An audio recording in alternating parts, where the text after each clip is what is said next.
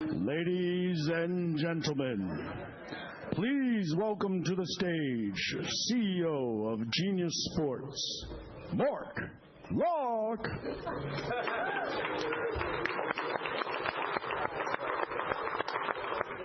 Morning, everyone. Quite the introduction. Thanks, Josh. So, NewFront Week is obviously, as we can see, very crowded, and it's great to see such a good turnout today. Every company this week will tell you that they can reach sports fans. Almost none of them, though, can reach them when it actually matters. You can buy context, and you can buy audiences, but you lose the one thing that matters most in sport: timing. Because in sport, moments aren't just part of the experience. They are the experience. Being near the game isn't enough. If you want to win in sports, you have to show up at the right moment, for the right fan, in a way that actually means something. That's why this is changing. At Genius Sports, our mission has always been clear: to become the operating system of modern sport. For years, that meant building the foundation, partnering with leagues, capturing and distributing the most trusted, real-time data in sports at global scale. But data alone isn't the answer. Understanding fans is. That's why last year, with the addition of Sports Innovation Lab, we further established the Genius Fan Graph. A deterministic view of sports fans that goes far beyond demographics, into behaviours, passions, intent. From that, we built FanHub, where official game data and deep fan intelligence come together, so brands can activate with real precision. And what we proved is simple. When you connect what's happening in the game with who the fan is, you don't just improve performance, you change it entirely. But you also told us something very clearly. You don't want another destination, you want this capability where you already work. Inside your planning tools, inside your supply platforms, and inside your existing workflows. So no more trade-off. As you're here today, we're taking the next step. The world's most advanced view of the game and the deepest fan intelligence are now available directly across the ad tech and publisher ecosystem. Not as an add-on, as infrastructure. Which brings us to what actually powers all of this. Because if sport runs on moments, then marketing needs to as well. Not after the fact, not in post-analysis, but in real time. Understanding when something meaningful is happening, recognizing intent as it forms, and making that moment actionable instantly.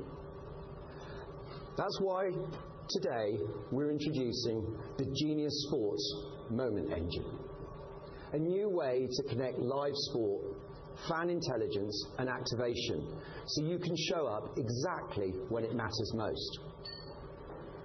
Thank you all for being here, and thank you for your partnership.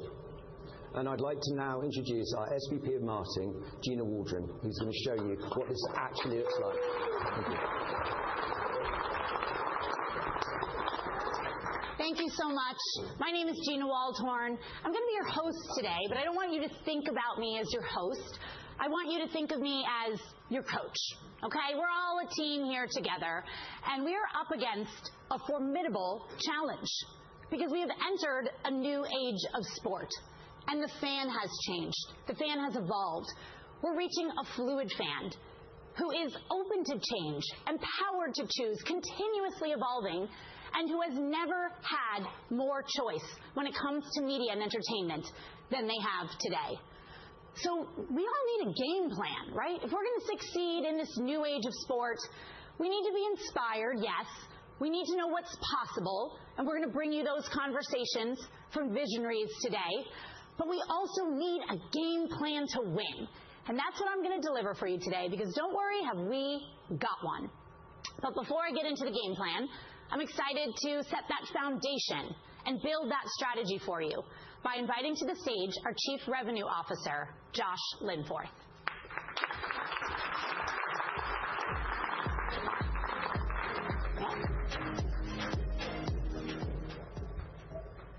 Good morning, everyone, and thank you for being here. NewFront Week is loud. Every platform is promising reach. Every streaming service is promising premium. Every ad tech company is promising precision. But you showed up for sports. Why? Because nothing else in media feels like this. The last-second shot, the overtime upset, the record-breaking play, or the impossible comeback.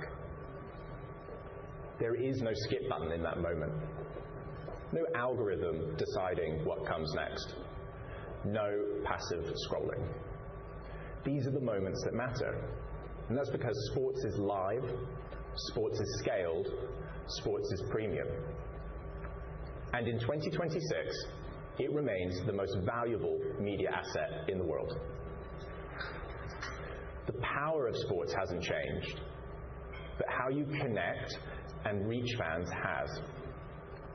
The average fan now watches the game, checks stats, follows highlights, tracks bets, engages socially, all at the same time.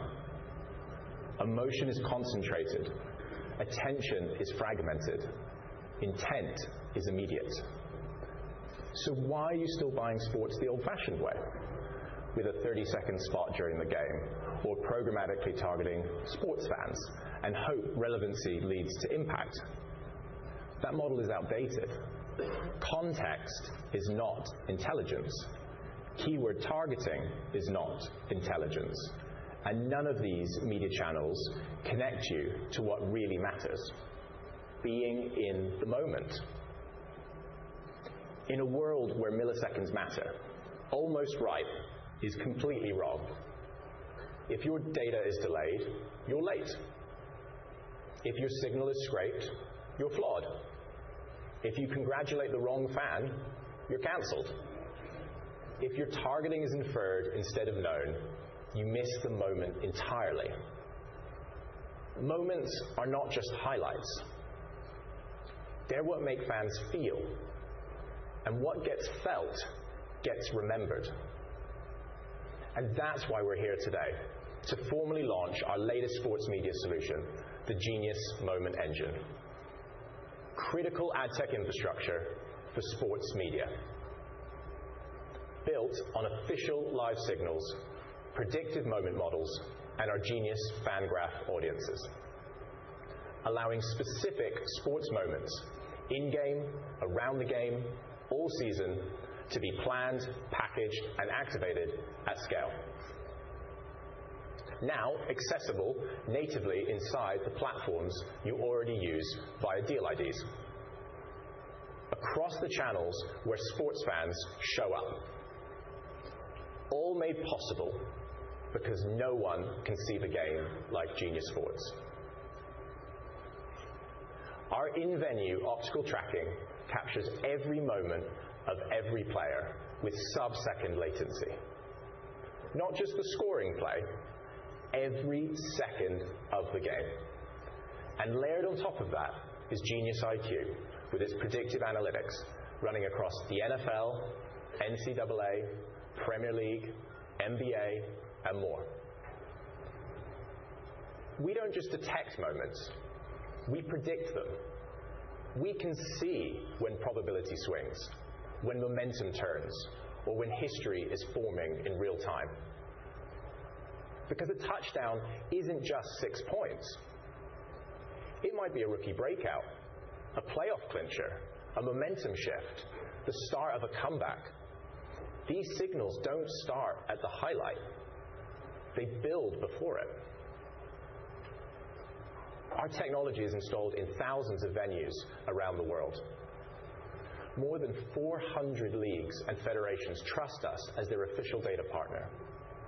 We have deep relationships with the NFL, NCAA, English Premier League, NBA, and WNBA, to name just a few. Sportsbooks build their trading engines on our data. Broadcasters enhance their live coverage with it. Leagues operate with it. Coaches and players rely on it. We are not adjacent to the game. We power it. If sports is the most powerful media channel in the world, Genius is the intelligence layer underneath it. With the Genius Moment Engine, your brands aren't chasing moments. You're predicting them. But it's not enough to just see the game.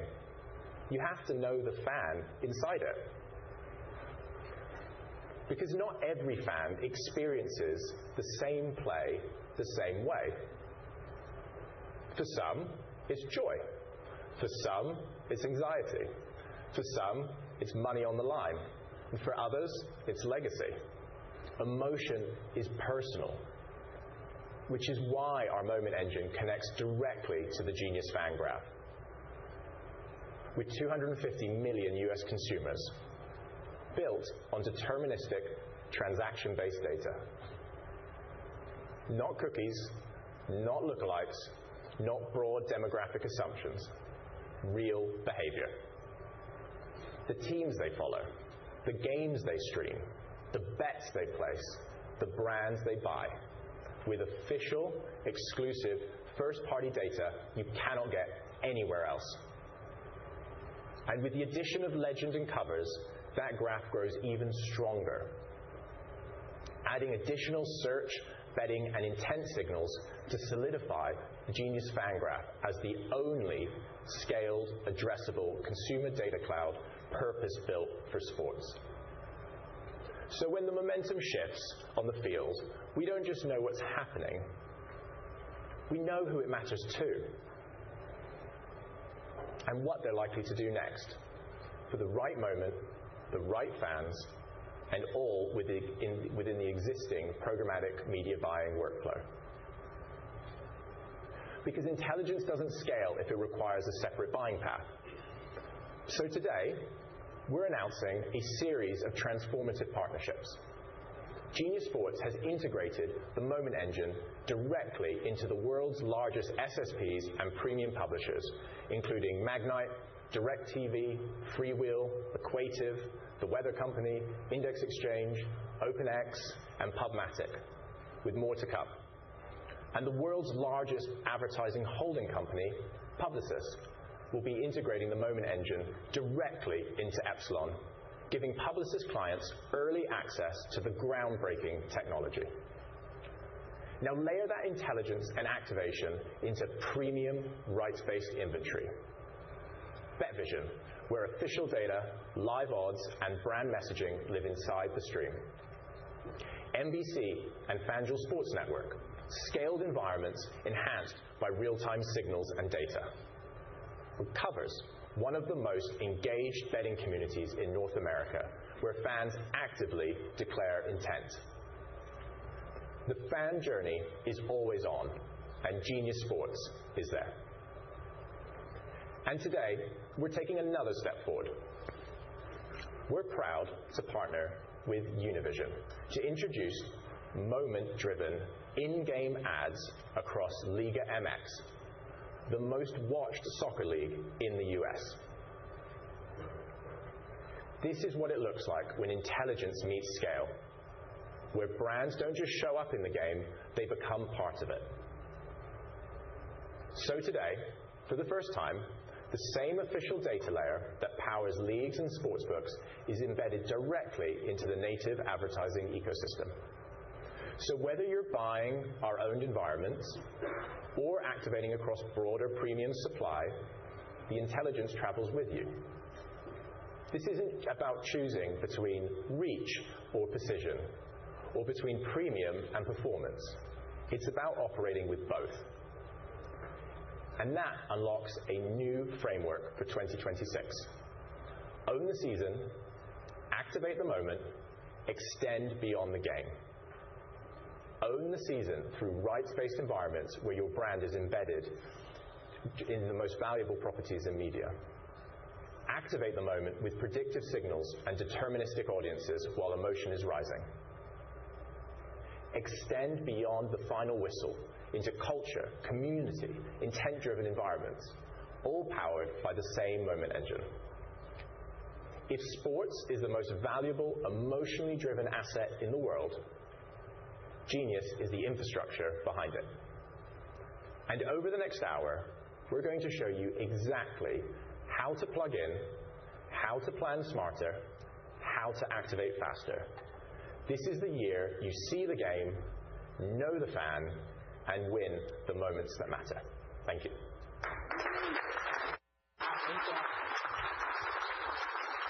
Thank you, Josh. I love something Josh said. He said, what gets felt gets remembered.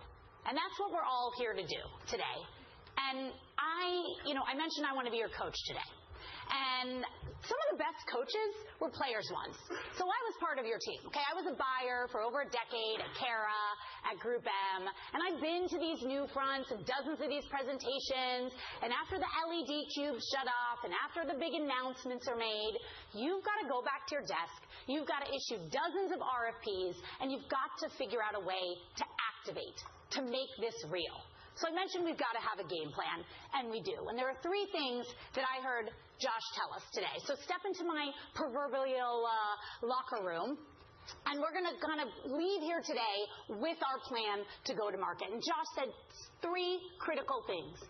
He said we've got to see the game. He said if we want to succeed, we have to know the fan, right?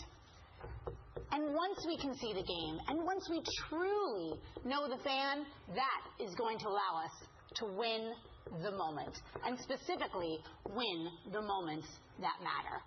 And so I want to start here. I want to start with seeing the game. And when we say game, what do we think about? Well, for most of us, we kind of think about this, right? Game time, and everything that's happening in the game. But for fans, for fluid fans, it's not just about this. Right? It's about what happens before this. It's the pregame. It's the build-up. It's the emotion and what happens after the game, right? It's the postgame. Because the fan journey is always on. The fluid fan journey, the emotion of sport does not stop at the final whistle, and it builds even preseason. And when I think about how we're going to create an always-on fan journey that allows us to truly see the game and see the moments that matter, I think about creating a narrative. And I think about what leagues have truly created everlasting narratives that transcend culture and conversation, that become part of the zeitgeist. And I think of the NFL. Nobody creates storylines and narratives just like the NFL. So I want to lead us to a conversation that's going to inspire us with some visionaries from the NFL, from one of their sponsors, Lowe's, and from Publicis. So I would like to welcome to the stage for this next conversation our moderator, EVP of North America from Genius Sports, Sean Conroy. Joining him, Marissa Solis, SVP of Global Brand and Consumer Marketing at the NFL, Chief Creative Officer from Lowe's, Kyle McCarthy, and CEO of Publicis Sports, Susie Deering.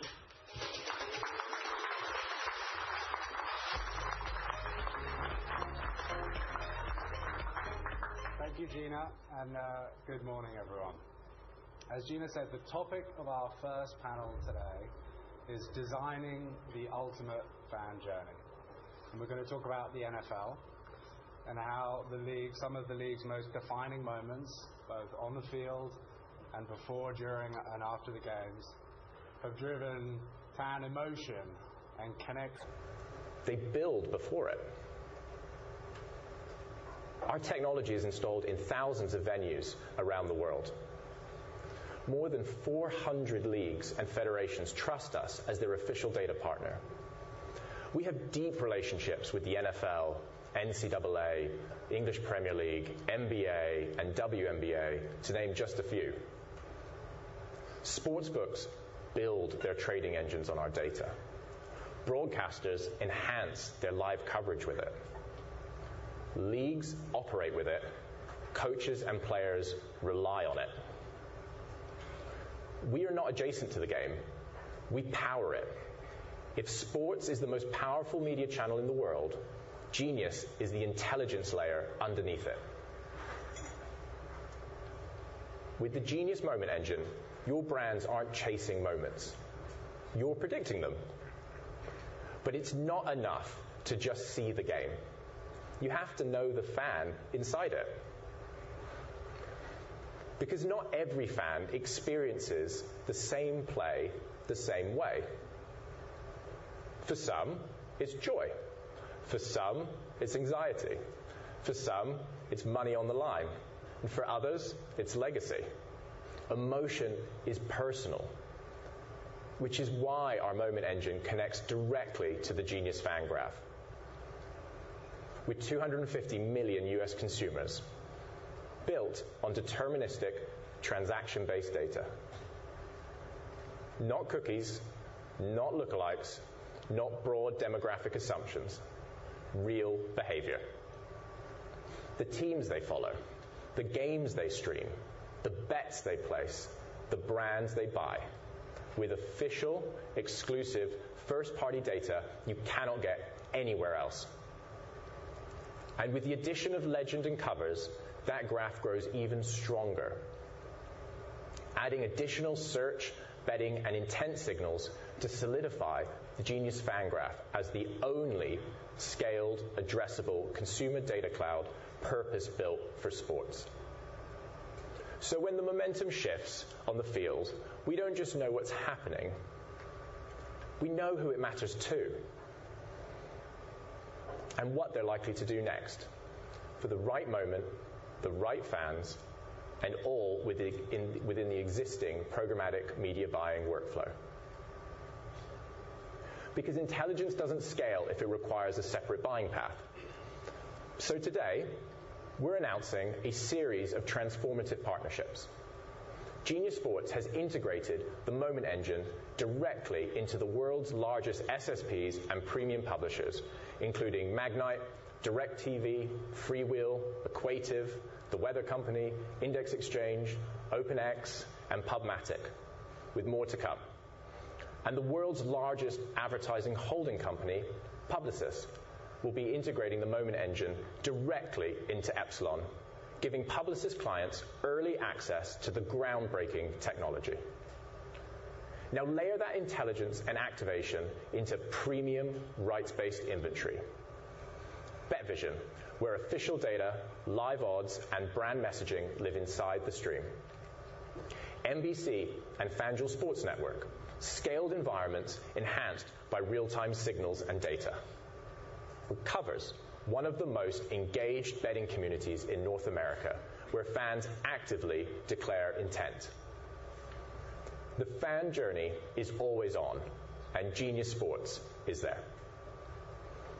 And today, we're taking another step forward.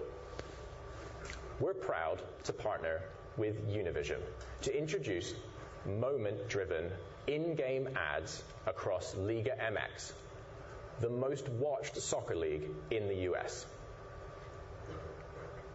This is what it looks like when intelligence meets scale, where brands don't just show up in the game, they become part of it.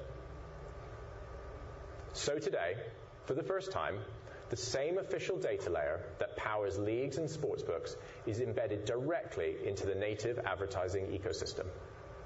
So whether you're buying our owned environments or activating across broader premium supply, the intelligence travels with you. This isn't about choosing between reach or precision, or between premium and performance. It's about operating with both. And that unlocks a new framework for 2026. Own the season, activate the moment, extend beyond the game. Own the season through rights-based environments where your brand is embedded in the most valuable properties in media. Activate the moment with predictive signals and deterministic audiences while emotion is rising. Extend beyond the final whistle into culture, community, intent-driven environments, all powered by the same Moment Engine. If sports is the most valuable, emotionally driven asset in the world, Genius is the infrastructure behind it. And over the next hour, we're going to show you exactly how to plug in, how to plan smarter, how to activate faster, This is the year you see the game, know the fan, and win the moments that matter. Thank you.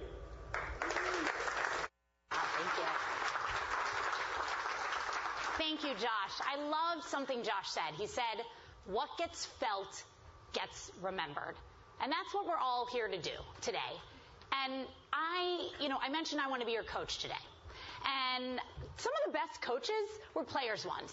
So I was part of your team, okay? I was a buyer for over a decade at Cara, at Group M, and I've been to these NewFronts and dozens of these presentations, and after the LED cubes shut off and after the big announcements are made, you've got to go back to your desk, you've got to issue dozens of RFPs, and you've got to figure out a way to activate, to make this real.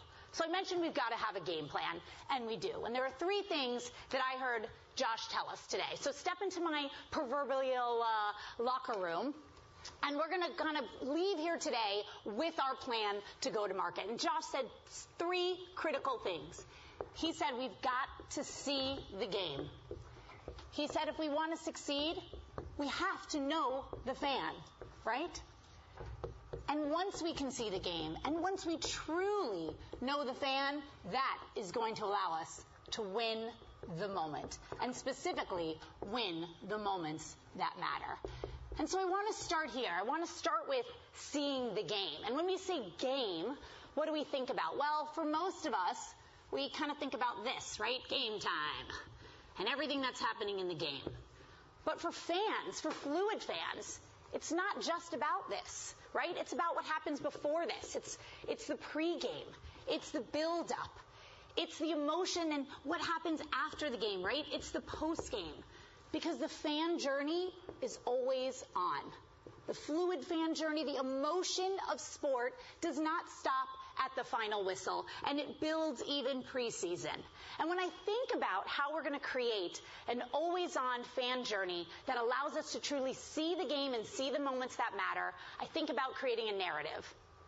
And I think about what leagues have truly created everlasting narratives that transcend culture and conversation, that become part of the zeitgeist.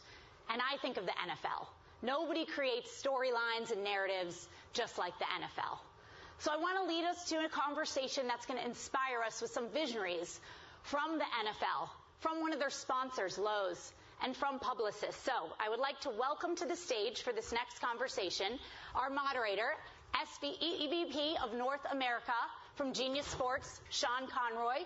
Joining him, Marissa Solis, SVP of Global Brand and Consumer Marketing at the NFL, Chief Creative Officer from Lowe's, Kyle McCarthy, and CEO of Publicis Sports, Susie Deering.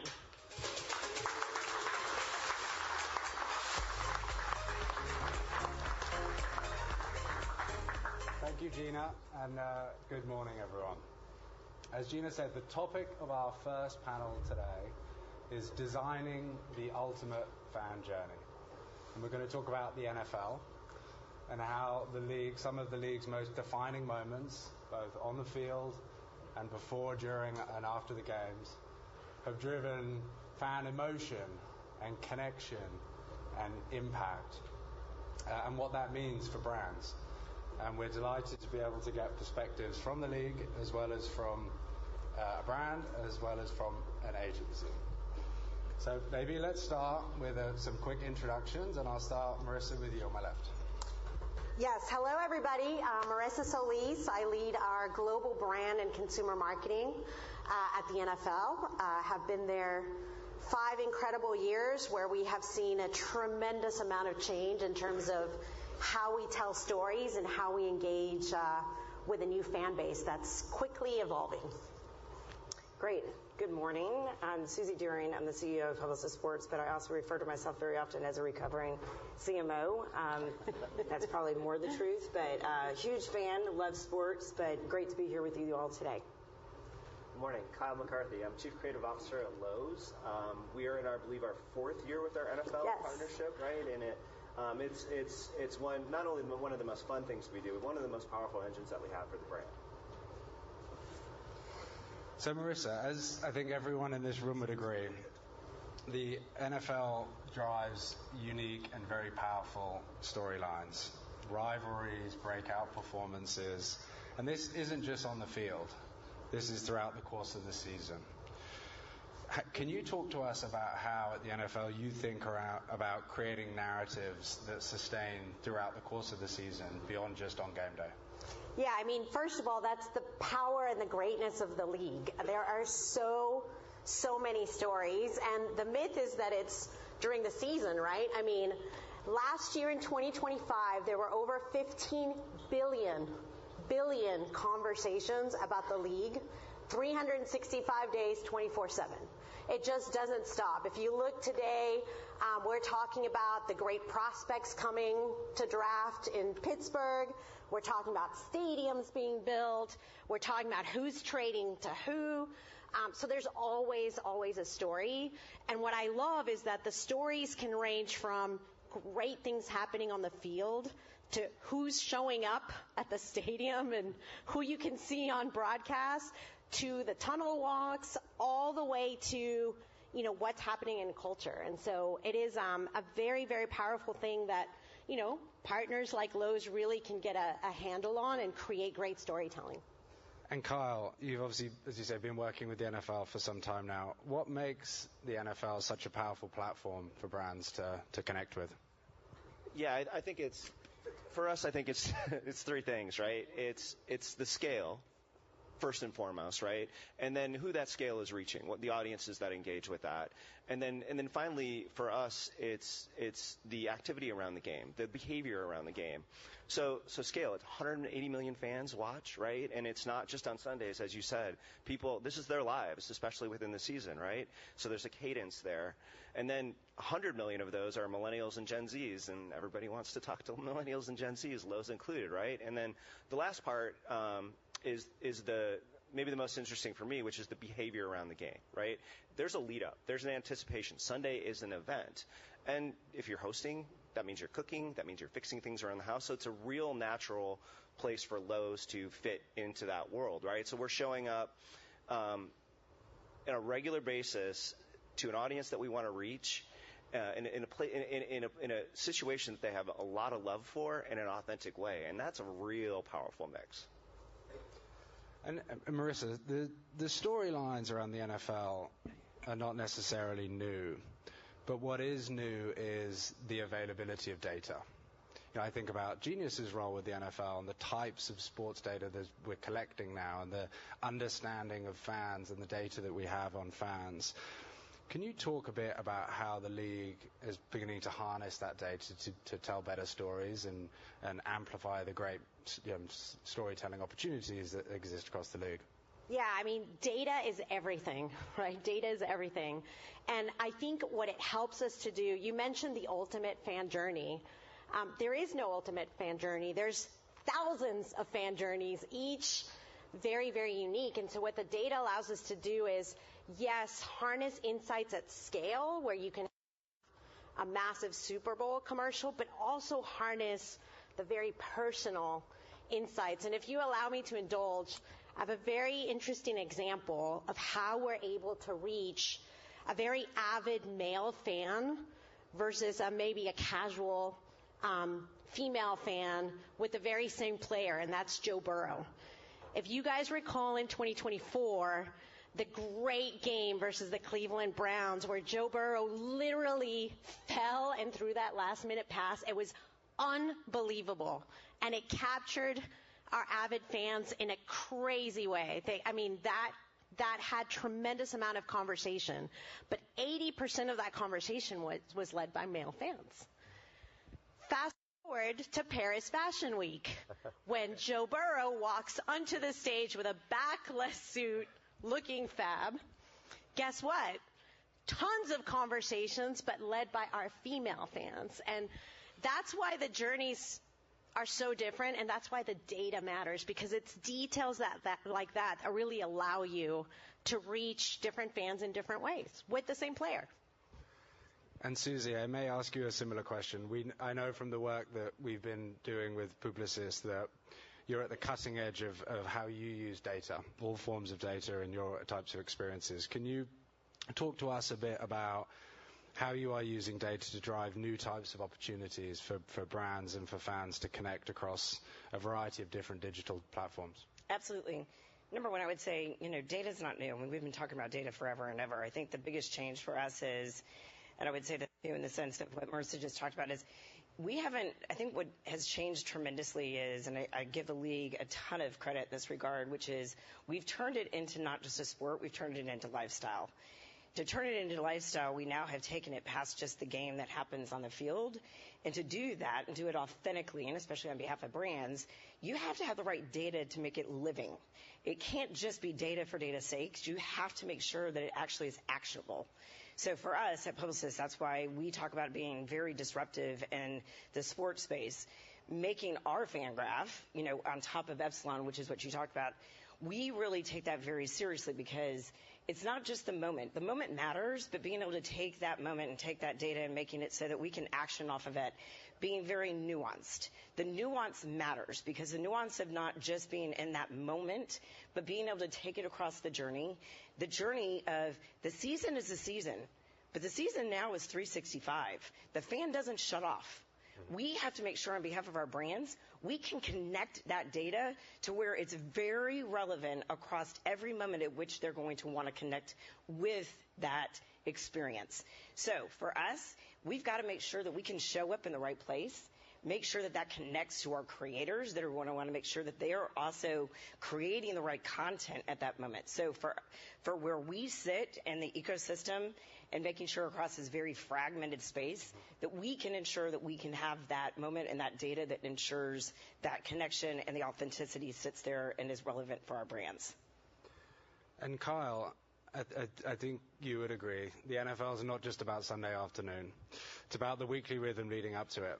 Can you share with the group your approach to building the Earn Your Sunday campaign around those sort of pre-game rituals that fans have and what that allowed you to unlock creatively for Lowe's? Yeah, I mean, it started with a simple human truth, right? Sundays are for football. I work at a home improvement company, and nobody wants to be fixing anything during the season on a Sunday, right? You want to be watching about the game. So, that reframed everything for us, right? We then became the enabler of that, right? We help you earn that moment. Get all your things done, right? The to-do list is not going away, but we can help you get it done so you have that sacred time on Sunday to enjoy those moments and those stories that you really love. And it's an active role for us, right? We are along that journey with those fans from giving them inspiration to showing them how, getting them the right product. And finally, when it's close to the end, right? It's Saturday, we can help you get that done really, really quickly. So for us, it's capturing that journey, capturing that moment and being part of the experience versus just showing up on Sunday and selling you things. And Marissa, the NFL, as we've talked about, and as we all know, sits at the intersection of sport and culture. And that provides opportunities to engage new generations and new types of fans. Can you talk about how brands can authentically tap in to those more cultural moments around the sport? Yeah, absolutely. I think the key is understanding your brand, your values, where you want to be, and then creating your own fan journey. Clearly for Lowe's, it is about, the rituals, but it's also about home improvement. At the end of the day, you got to drive your guest to your store. For any other brand, it's really tapping into, what is happening in culture that has to do with my brand. And we have incredible partners, whether it's Toyota talking about heroes and tapping into flag football, whether it's Abercrombie and Fitch tapping into this craziness around fashion and the tunnel walks and everything in between, whether it's P&G and Tide and the laundry and doing your laundry, on game day, and a very similar insight of, hey, game day is for game day. How do we get the laundry done? So there are 1,000 ways that you can tap into, whether it's pop culture and what's happening with the creators and influencers and how your brand can partner with the NFL to do that. or whether it's moments that are very functional, right, that are also tied to your brand, so that at the end of the day, you can leverage the partnership to drive your customer or your consumer to the action that you need them to do, right? To be loyal to your brand, to leverage your brand, to go to your store. So there are many, many ways to do that, and I think tapping into what you said, the data, the fan journey, and where your brand fits into all that culture and storytelling is the key.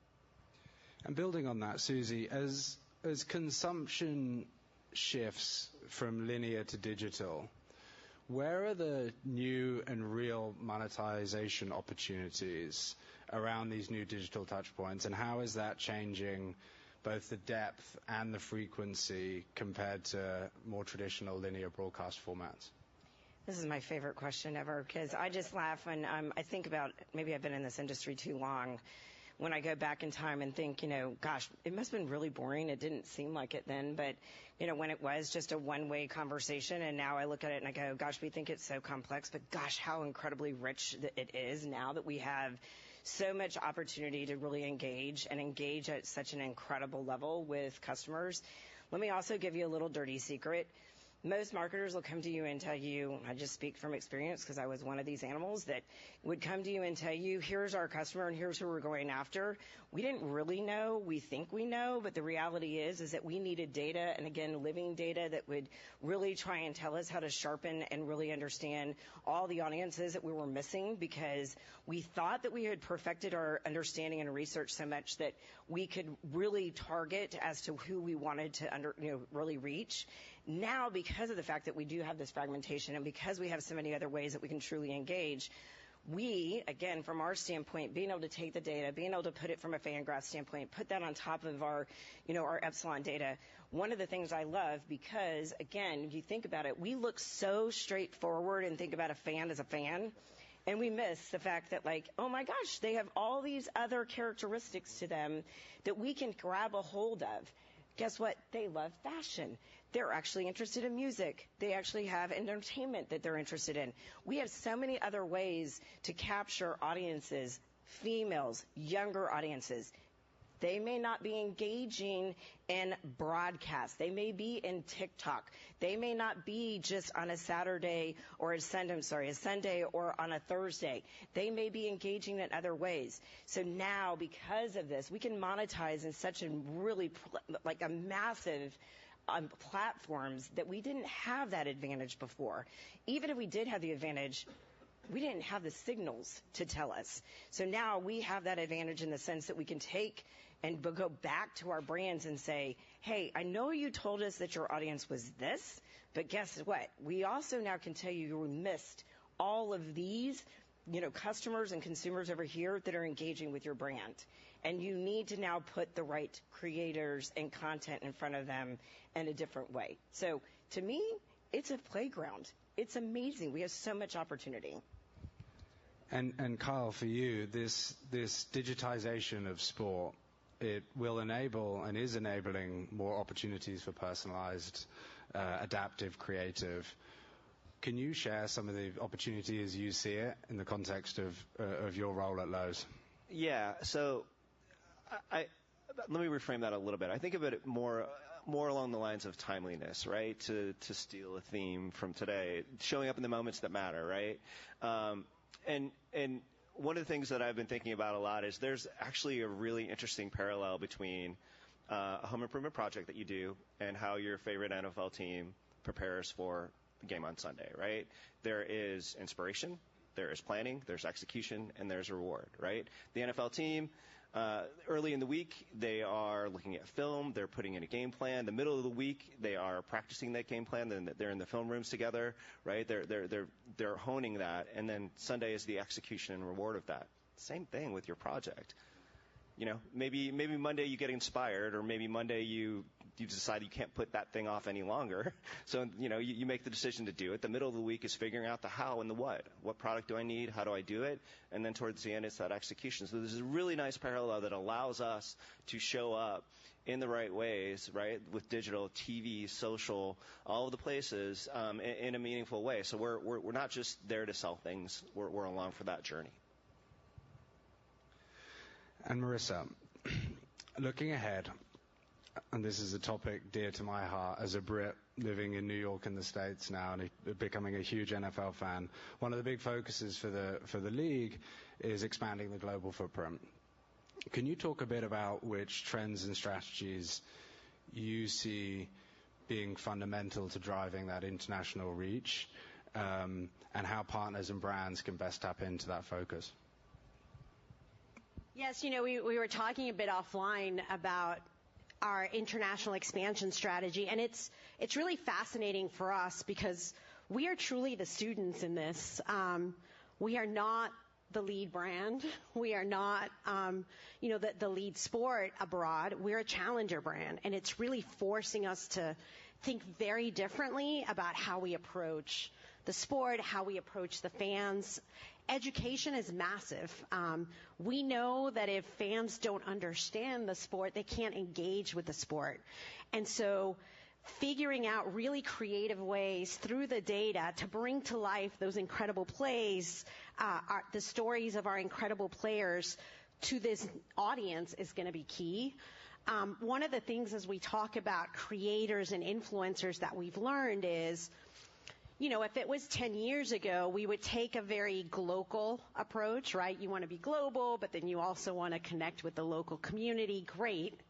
But what we're learning is that communities aren't tied to geographies anymore. So, Gen Z in Shanghai looks very similar to Gen Z in New York. And so how do we tap into those communities through the power of influencers and creators to really get to these moments that matter, these cultural points that get people to connect and start that spark to engage with our game? So very cool example, we're doing creator flag games now. So I show speed, Tom Brady maybe doing, these incredible flag moves that people who may not be as familiar with the sport get to see, get excited about, and just sparks that interest of, I want to learn more, I want to get more engaged. And that's really been our strategy, spark those cultural moments to get them interested in the game. Thank you very much. And I notice we are just up on time. So thank you so much for joining us, guys. Thank you for the support. And thank you. Thank you. All right. You guys can end off. Thank you, guys. You'll probably give us some here. Thank you.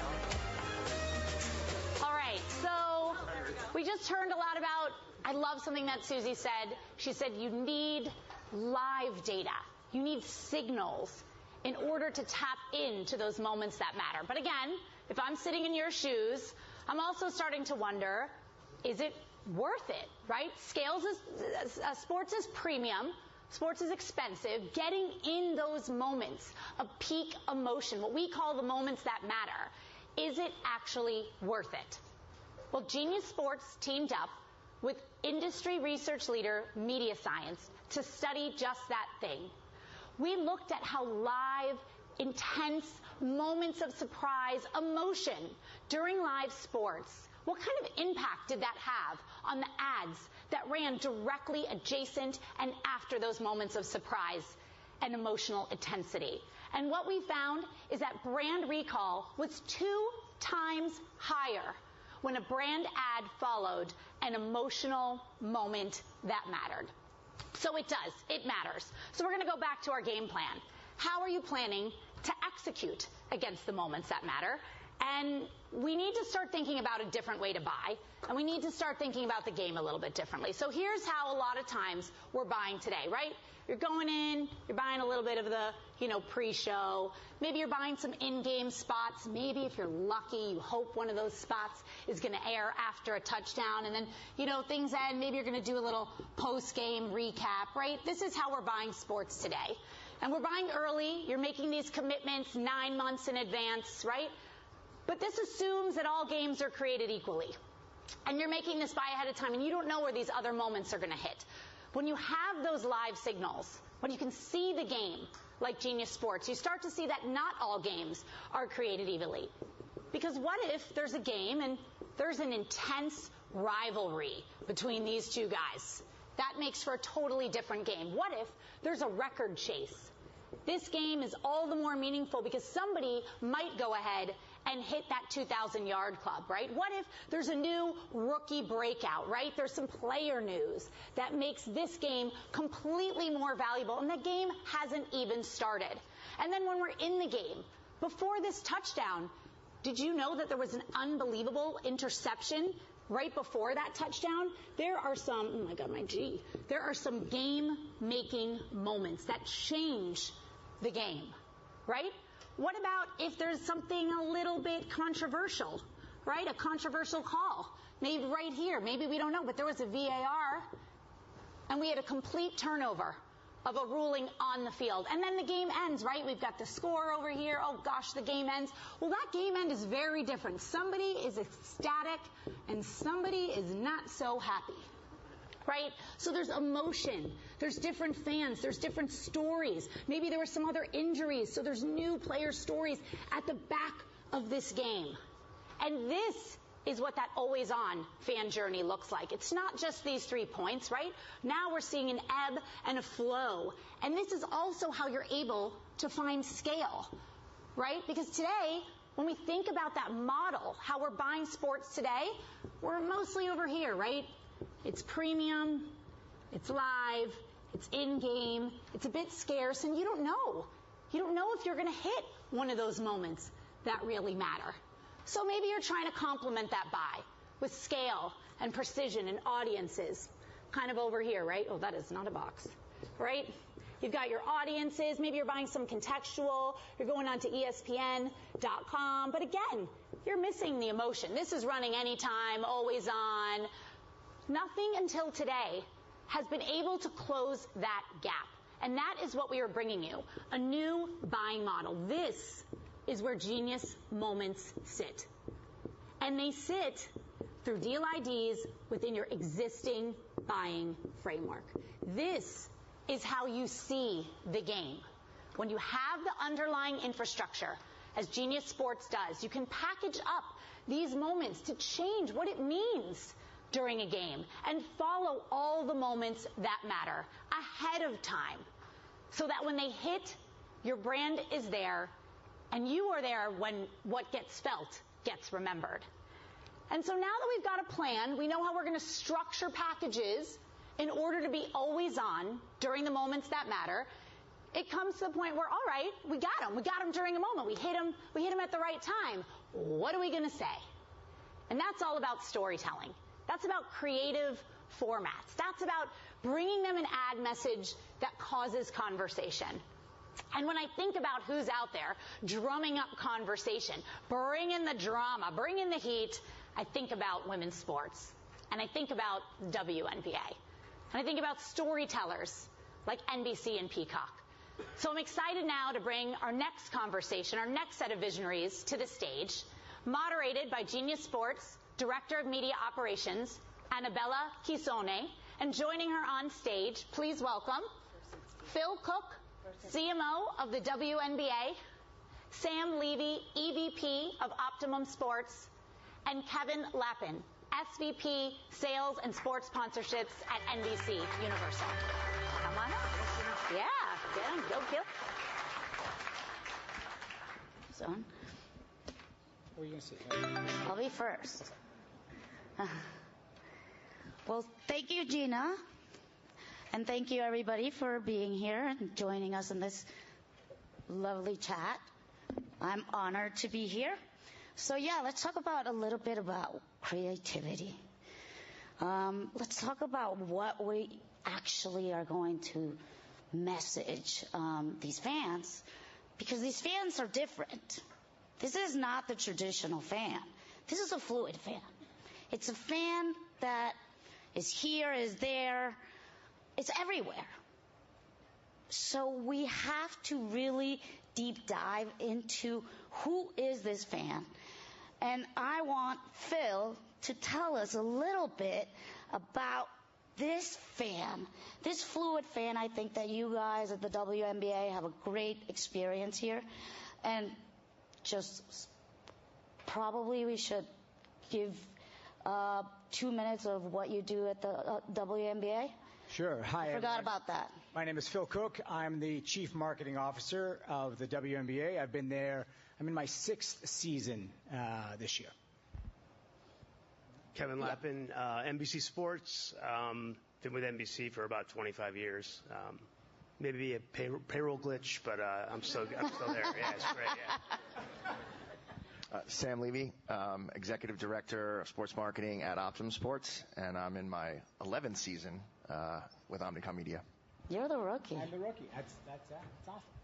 We're the rookies, and we have glasses. Yeah, okay. That's good. That's good. Okay. So let's talk about the fan. Let's talk about this fluid fan. What has changed on the fan? How do you reach this fan? Keep them engaged.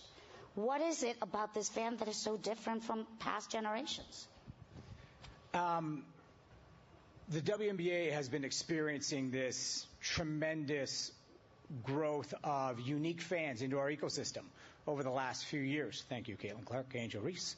And the result has been these are fans who are first time experiencing the WNBA. And they're coming in because so many of our athletes are building identities and brands in advance of them coming into the W. So fans are following them early in their careers, college, or maybe even international, and they're following them into our ecosystem. What we're finding is this fan is very much aligned with the brand values of these athletes. Secondly, they certainly recognize just how good they are as performers. And I'm going to give you kind of 2 examples. Sabrina Ionescu, a couple of years ago, NBA All-Star game, takes on Steph Curry for a 3-point contest. And Steph hits the 3 of the last 5 balls in the final rack, to beat Sabrina by 1 point. What that did was it validated just how good our athletes are. So immediately fans are like, shit, these players can hoop. I didn't know that. They were watching NBA, they got a taste of WNBA, and it surprised them. So we were authentically connected, and we validated just how good our athletes are with the young fan who watches things like All-Star Weekends, and that fan came into our ecosystem thanks to Sabrina. A year later, Angel and Caitlin have this rivalry in college that they bring into our sport. The rivalry is on the court. 2 very, very distinct athletes as individuals. 2 great basketball players. One really leaning into the culture. Angel Reese is undeniably a cultural icon. And this, again, connects to that new fan who enters into the WNBA ecosystem through a different door. Not through the magnificence of a 3-point shooting door, but through the fact that Angel is rocking the cover of Vogue, or she's over Paris Fashion Week, and she's, driving cultural influence because of her connections outside of the game of basketball. And this is what we're finding is the fan is a very, very distinctive fan that is aligning themselves through the performance aspect of our athletes, through the cultural influence they carry. And the third piece of this, or the third lane of connection, is through our authentic connection with purpose. And we as the WNBA are in our 30th year. Purpose and social justice has always been a part of our DNA since day one. And so we have a very distinctive fan that aligns with the W through that lens as well. So this fluid fan is coming in through different doors, aligning themselves, engaging themselves with the WNBA, and it's incumbent upon us to serve them where they are with content and stories and insights around those 3 different lanes of performance, culture, and purpose. This is really interesting. I didn't know about that. Tell me a little bit, and this is for you, Kevin, on NBC. We always look at these amazing moments. We're waiting for these specific moments, the dunk, the interception at the last second, even the pass by in a race in the last curve. But these are just some moments. How do you keep engaged the audiences during long seasons? And some seasons could be not full of these moments. That's the reality. It's a game. This is not script. So tell us a little bit, how do you engage this audience also, and fluid fan and fluid audiences with this momentum?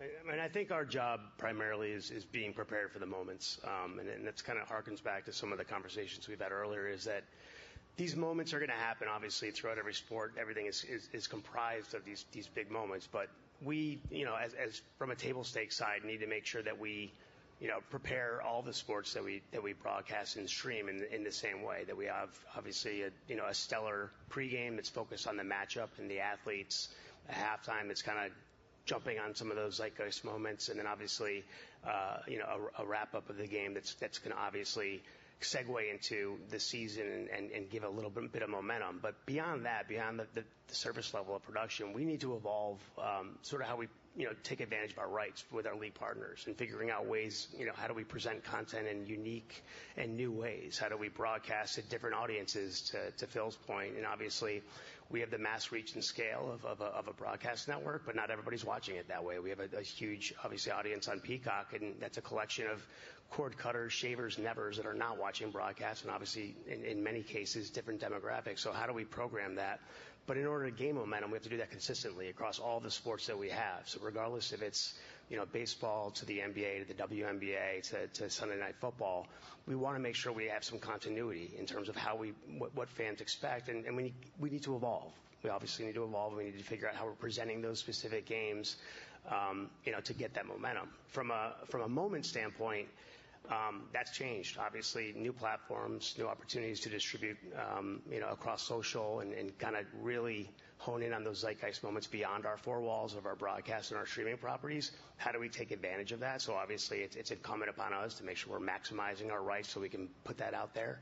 But also, are there kind of those moments that we know that are coming that we're preparing for, where we could really take advantage? An example that Phil and I were talking about is we did with State Farm, we did a Caitlin cast. We broadcast Big Ten basketball on Peacock, and we had the game exclusively when Caitlin Clark broke the scoring record for the NBA, for the NCAA. And when she did that, we actually had an ISO cam dedicated to her, because fans were so into it. It was a zeitgeist moment, and we kind of did that on the fly, because obviously that's what fans expect. There's so much hype around it. We had the rights to do so we worked with a partner like State Farm to figure out a way that we could actually bring that to fans.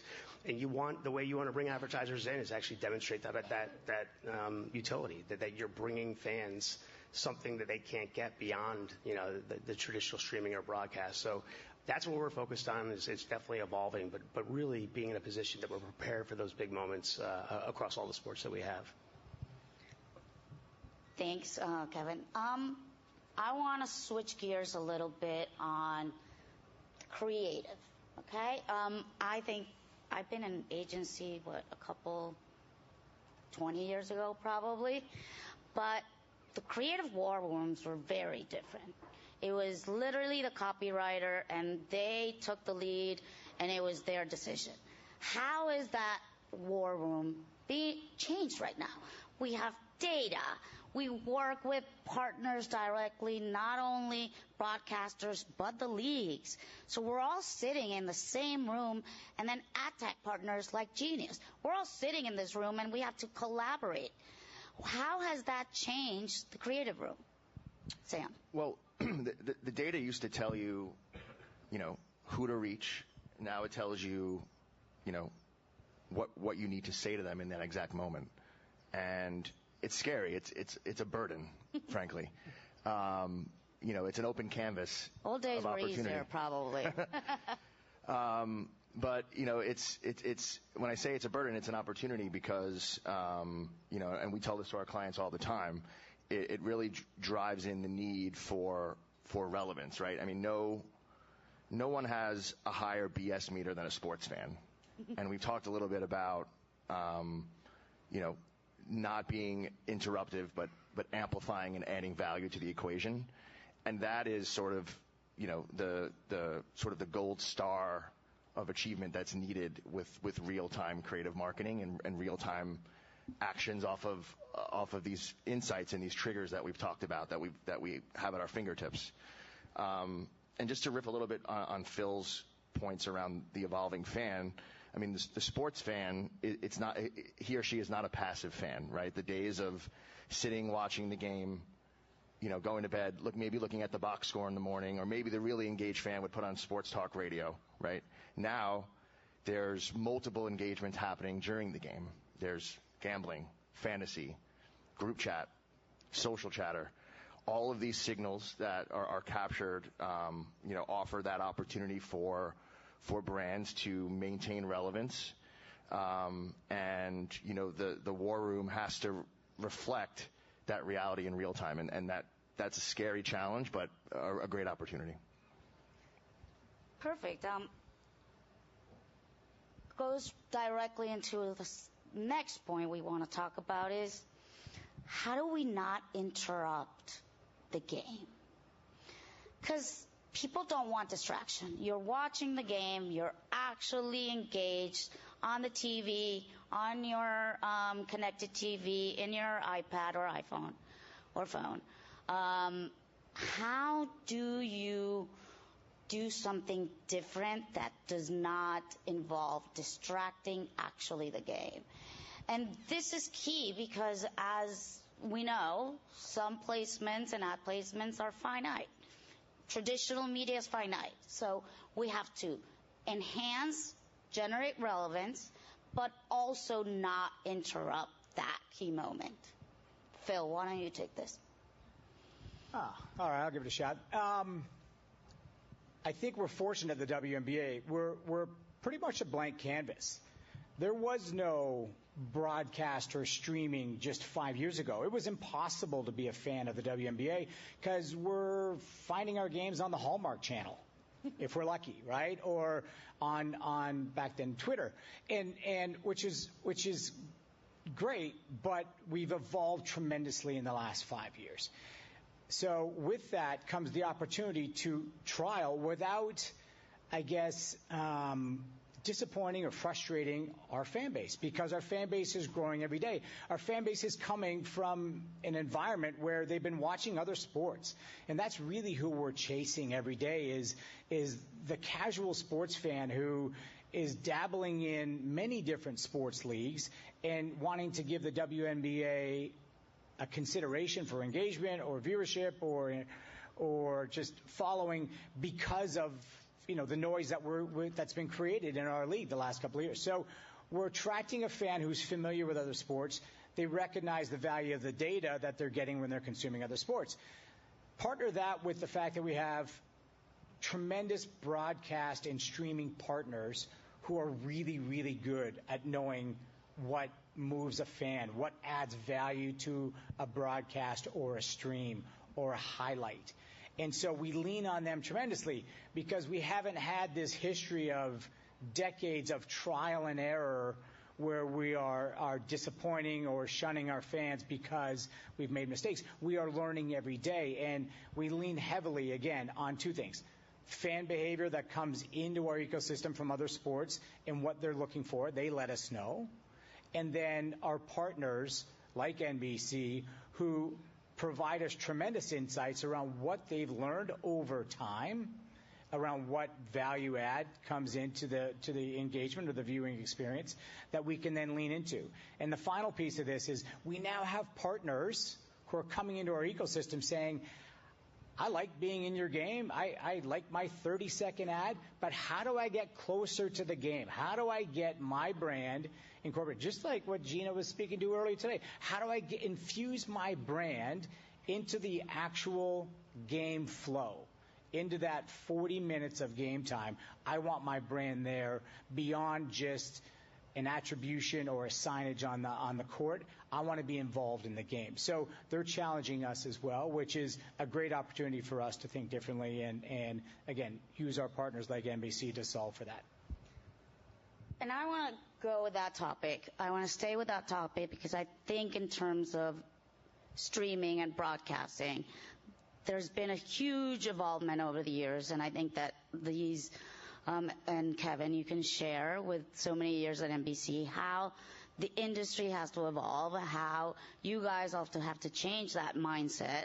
bring new canvases to life, work closer to everybody else. Before it was just you receive 30-second commercial, you put it out there and that's it. Now it's collaboration, it's teamwork, it's let's look at my data, let's look at your data.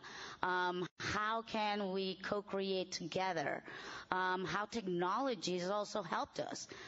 Look at, let's say, in NBC and Genius, we were doing augmentation for basketball games.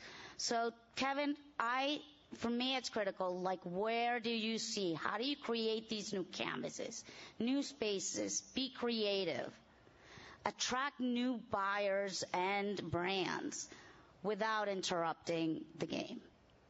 It's a lot, yeah. I think, when we look at sort of where we're going, and obviously streaming sports and where the marketplace is going is something that sort of has been paramount to our strategy for a long time. We've been streaming live sports for over 15 years, and we've always had DAI in mind.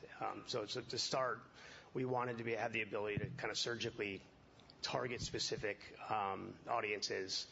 We know that obviously broadcast has that blunt instrument of mass reach and scale, but really when it comes to streaming, you have the ability, obviously through ad tech, to target those audiences. So that was sort of like the base level that we started at.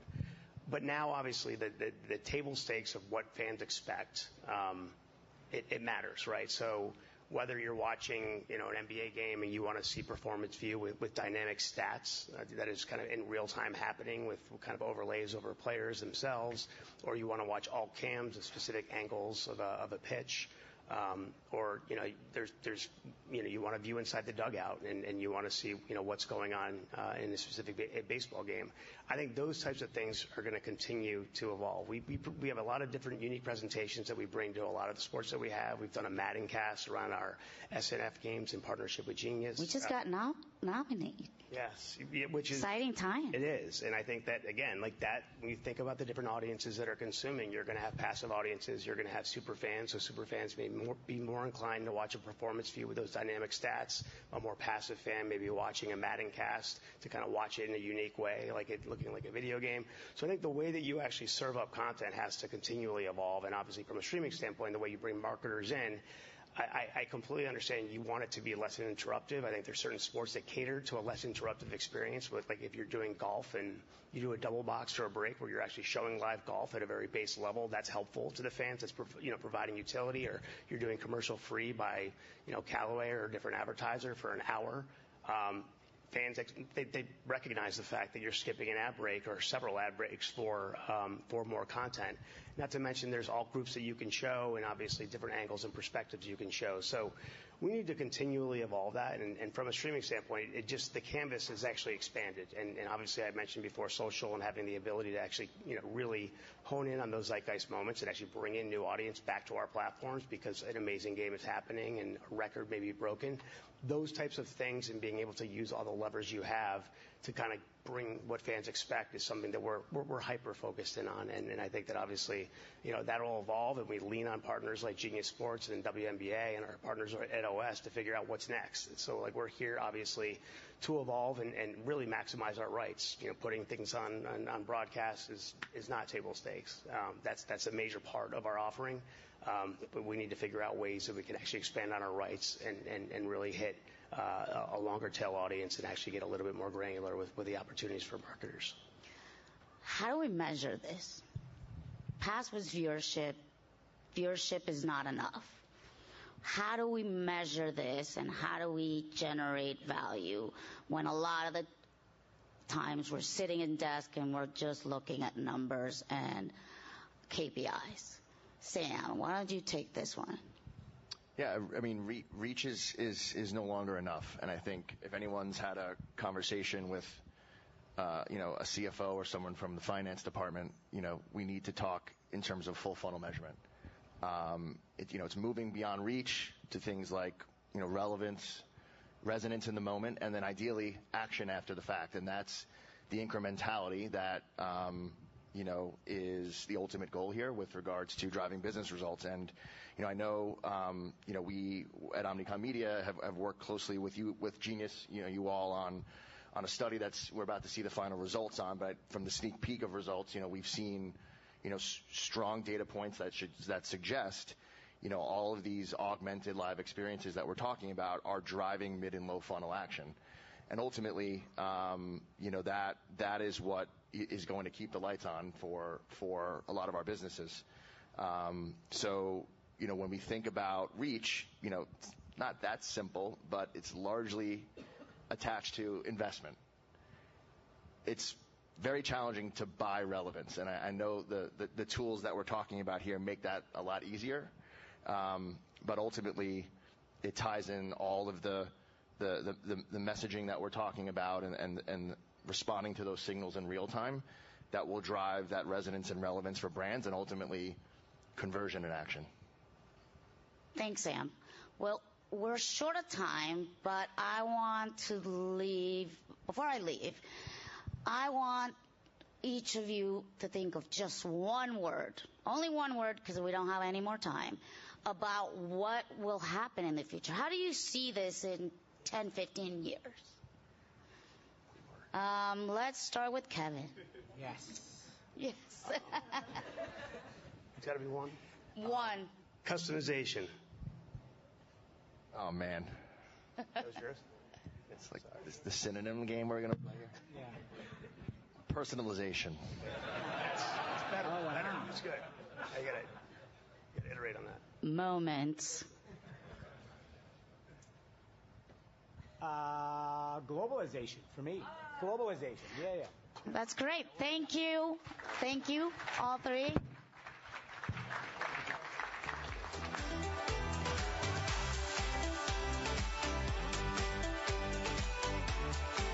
Thank you, guys. All right, so again, we talked a lot about, I loved hearing Sam say, nobody has a better BS meter than the sports fan. And so we want to know, when we do things like augmentation, when we put overlays into live games, do fans want it? And more importantly, does it work? So as Sam mentioned, we partnered with Omnicom to launch a study that looked at the efficacy of in-game augmented ads by Genius Sports. And what we found was that, first off, 83% of fans are already on their second screens searching for more information about the game they're watching. And when we presented them with augmented sports, they enjoyed the game more. They actually said it made the game easier to understand, and 82% of fans liked or loved the augmentation that we put in the games. If you haven't seen it, check out the sports bar on your way out. We've got it playing. And again, that's good. They want it. They're here for it. It makes the game better. But does it work for your brands?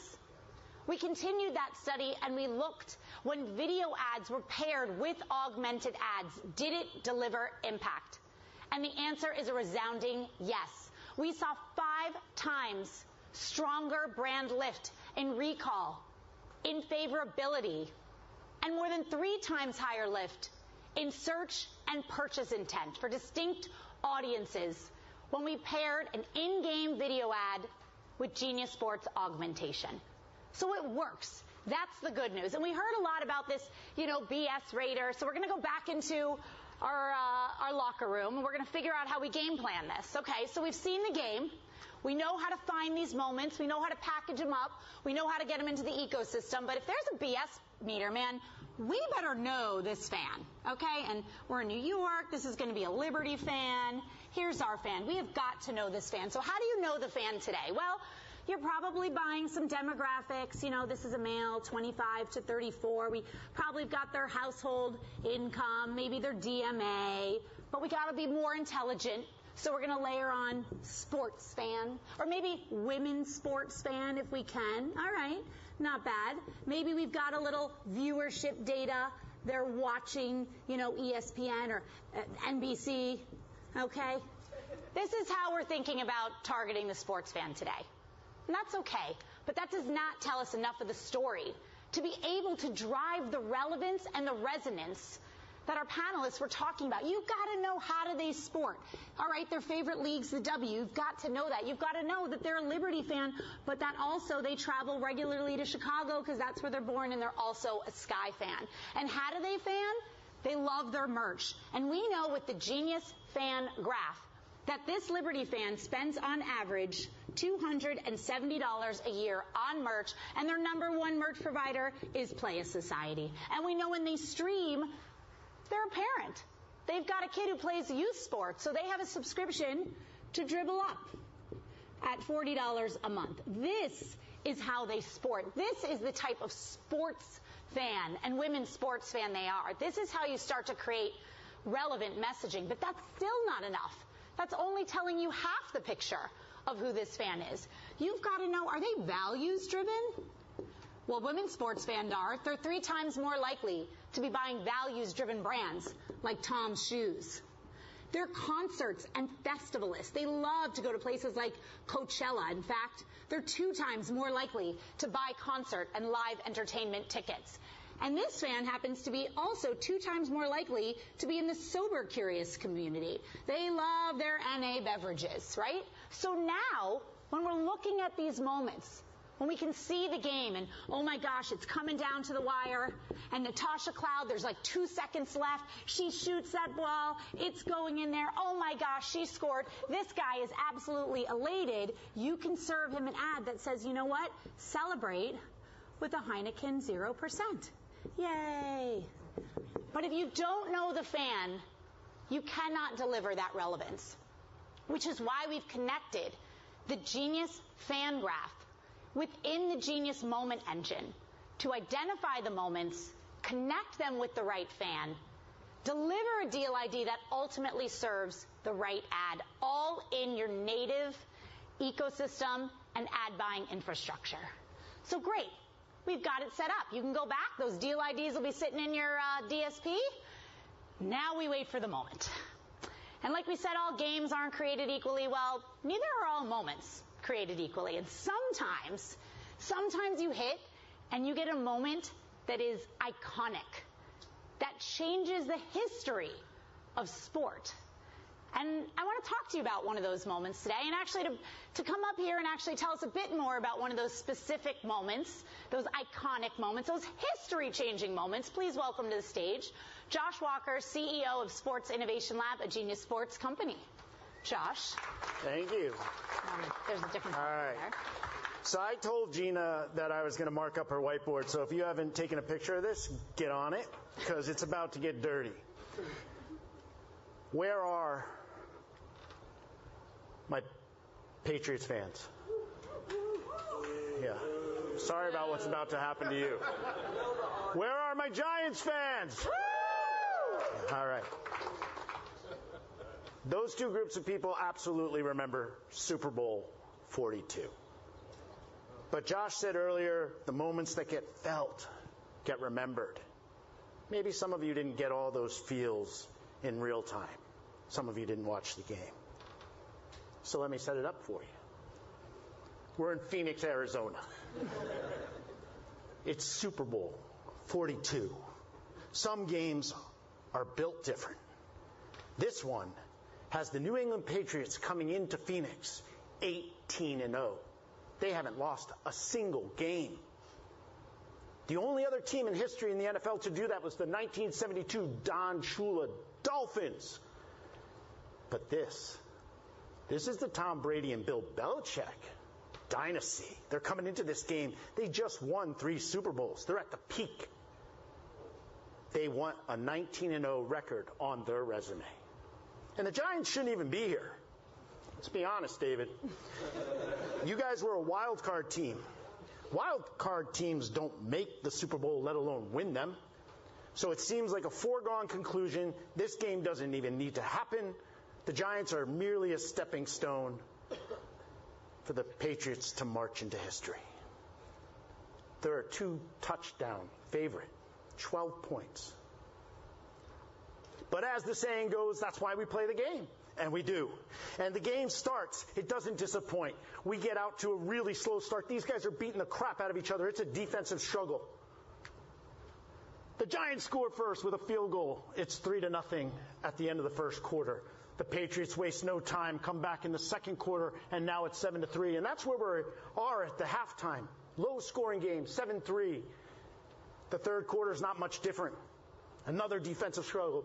Nobody scores. Nothing happens in the third quarter except really hardcore defense. But then, something happens that's never happened before in the history of the NFL. We have 3 lead changes in the fourth quarter. This little heart rate is going nuts. The first score in the fourth quarter, Eli Manning finds a guy named David Tyree in the end zone. It's now 10-7. If the Giants don't win this game, you will never know the name David Tyree. Because nobody knows the name of a guy who caught a touchdown for the losing team in the Super Bowl. And unfortunately, that looks like what's about to happen. Because Tom Brady, true to form, comes back on the field, finds Randy Moss in the end zone, and all of a sudden it's 14-10. Giants fans are dying. They can't believe what's about to happen. There's only 3 minutes left on the clock. And for those of you who follow American football, you know that the last 2 minutes are some of the most intense, heart-beating, nail-biting action ever. Why? Because they have to run the 2-minute drill. The quarterback has no room for error. Screws up, gets sacked, fumbles the ball. Anything could happen. The clock ticks down. Game's over. So Eli Manning gets behind center, starts marching his team down the field. Not only is it the Super Bowl, but he doesn't need a field goal. He needs a touchdown. It's getting crazy. He's running around. He's absolutely frantic. There's only 1 minute and 15 seconds left. Giants fans are losing their minds. It's 3rd and 5. And then this happens.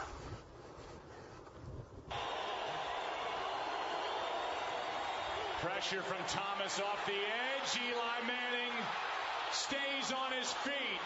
Airs it out down the field. It is caught by Tyree. Inside the 25. Yeah, you and a timeout taken. He's here. Oh, my God. This ball's thrown, and Tyree just goes up for it like a basketball player. Harrison trying to knock it down. And Eli, man, I don't know how he got out of there. I thought he was on the ground, and then he came out of the pile and just slings it. That's a great catch by David Tyree. And now with 59 seconds left, the Giants needing a touchdown. The ball is at the New England 24. Pressing it against his helmet as he goes to the ground and not dropping it. Ladies and gentlemen, I give you the helmet catch. If David Tyree doesn't make that catch, the Giants don't win the Super Bowl. The legend, David Tyree. You're here. I got to hire you, man. I don't know, man. I just felt like you needed a hype man. Some of those conversations before weren't doing you justice. I love it. That's a moment. Hey, Boston fans. One of the things I do love about Boston fans is that if you go back and you watch this on YouTube, all the comments just give you tremendous props. It's like the UN of football plays. Like, it brings everybody together. Like, nobody can hate on this because it was so incredible. Yeah, I mean, like, I wish I could say I planned it all out. Yeah. My whole life, yeah, I was absolutely destined. Yeah. Well, I mean, I want to ask you probably a question you've been asked a million times. Like, the craziest thing about this play is it's lasted almost 2 decades. Yeah, it's pretty wild. It's been a hell of a run. I appreciate it. Yeah. It's working out for me. And there are kids, and mine are of the age where they weren't alive when the Super Bowl was played, and they still know this play because the NFL recycles it. It's in the top 5 plays ever in the NFL. Oh, wow. Top number 3. I did the 100-year anniversary. Yeah. I felt like it was number 1. Okay.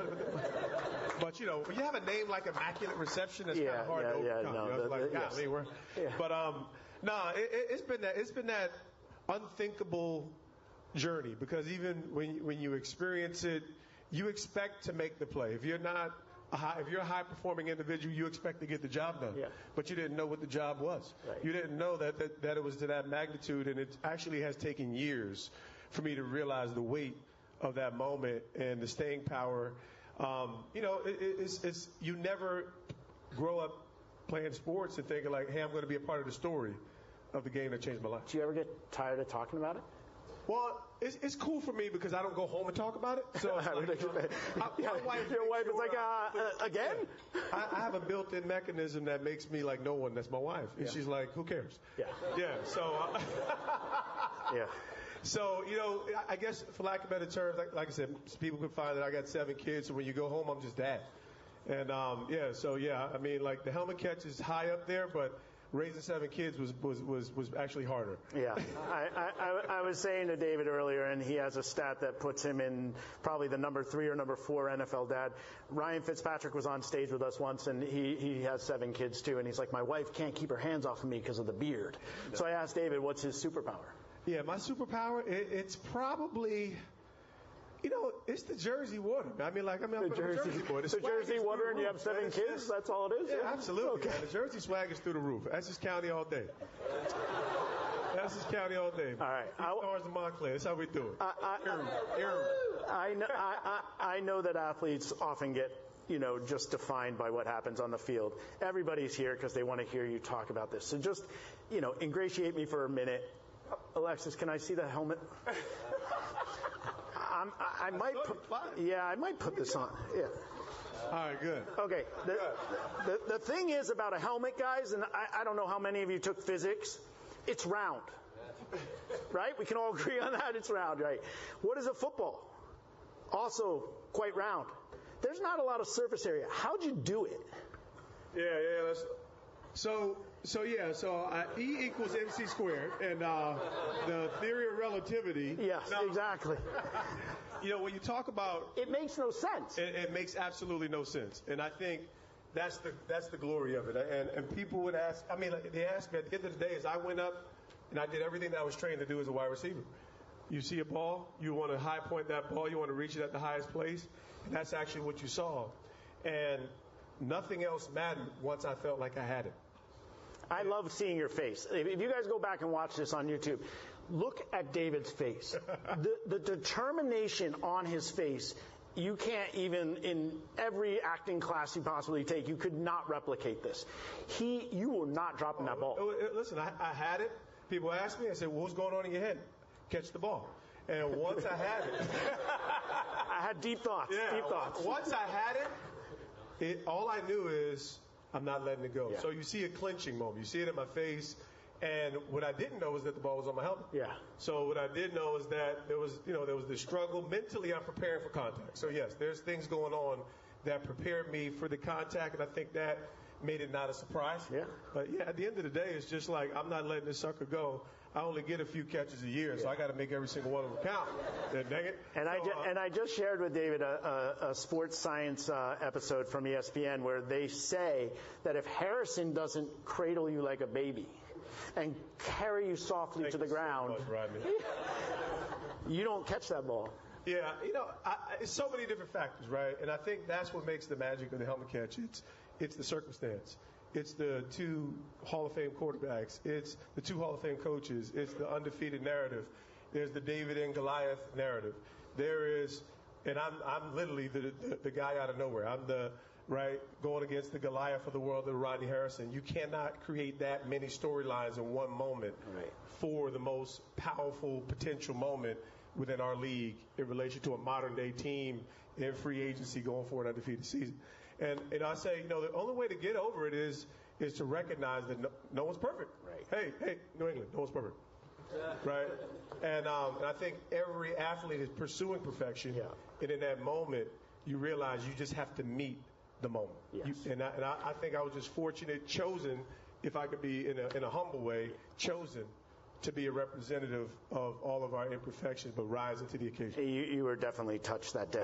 There's no question about it. Okay, so again, I've had the pleasure of talking to a few different athletes on stage, and again, I want to move past a little bit of this moment because you said something really cool when we were talking beforehand. You said, look, and this is for the advertisers in the room that are trying to figure out, like, how do they get ready for this? Like, because this is completely unanticipated.